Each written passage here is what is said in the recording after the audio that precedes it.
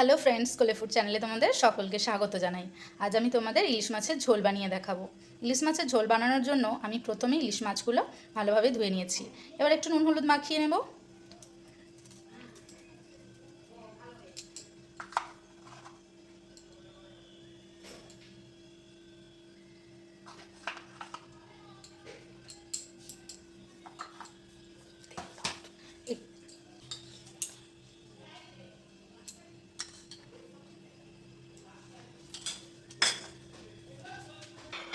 দেখো ভালোভাবে নুন হলুদ মাখানো হয়ে গেছে। দিয়ে সবজিগুলো খুব ভালোভাবে কেটে নিয়েছি।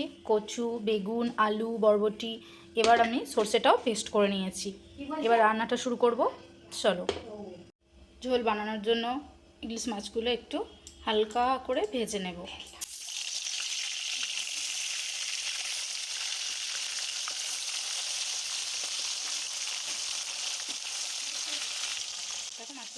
দেখো মাছগুলো ভাজা হয়ে গেছে। খুব একটা বেশি করে ভাজবো না, হালকা করেই ভাজবো। চলো এবার মাছগুলো তুলে নিই।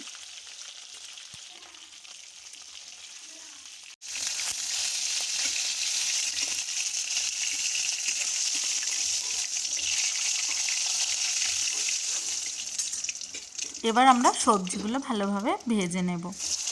প্রথমে বেগুনগুলো দিলাম, বেগুনগুলো ভাজা হয়ে গেলে বাকি সবজিগুলো এক এক করে ভেজে নেব। দেখো বেগুনগুলো ভাজা হয়ে গেছে, তুলে রাখছি। এবার আলুগুলো দিয়ে দেব, কচুগুলোও একসঙ্গে দিয়ে নিলাম, দিয়ে ভালোভাবে নাড়াচাড়া করে ভেজে নেব।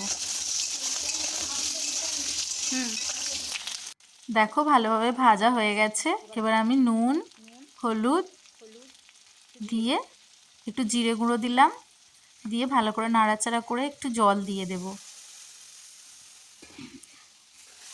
এবার খানিকক্ষণের জন্য সেদ্ধ হতে দেব সবজিগুলো। দেখো সবজিগুলো সেদ্ধ হয়ে গেছে। কচু, আলু এগুলো দেখো খুব ভালোভাবে সেদ্ধ হয়ে গেছে। এবার আমরা সর্ষে আর কাঁচা লঙ্কার পেস্টটা দিয়ে দেব। দেখো সর্ষে আর কাঁচা লঙ্কার পেস্টটা দিয়ে দিলাম, দিয়ে ফুটতে দেবো। ফুটে গেলে মাছটা দিয়ে দেবো। দেখো ঝোলটা ফুটে গেছে। এবার আমরা এক এক করে মাছগুলো দিয়ে দেবো।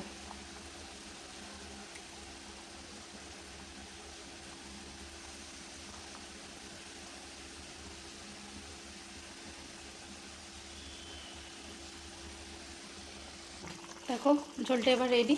এবার আমি তুলে নেব। ঝোলটা হয়ে গেছে। কেমন হয়েছে দেখে তোমরা সবাই বলো।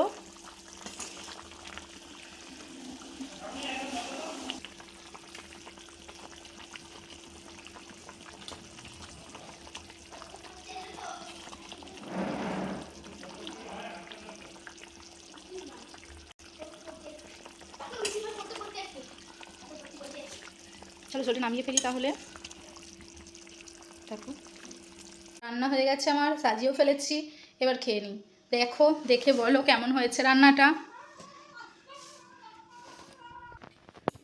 চলো আমি ঝটপট খেয়ে নিই। ততক্ষণ তোমরা আমার ভিডিওটা ভালো লেগে থাকলে আমার চ্যানেলটা সাবস্ক্রাইব করে দেবে, লাইক এবং পেজটা ফলো করে দেবে।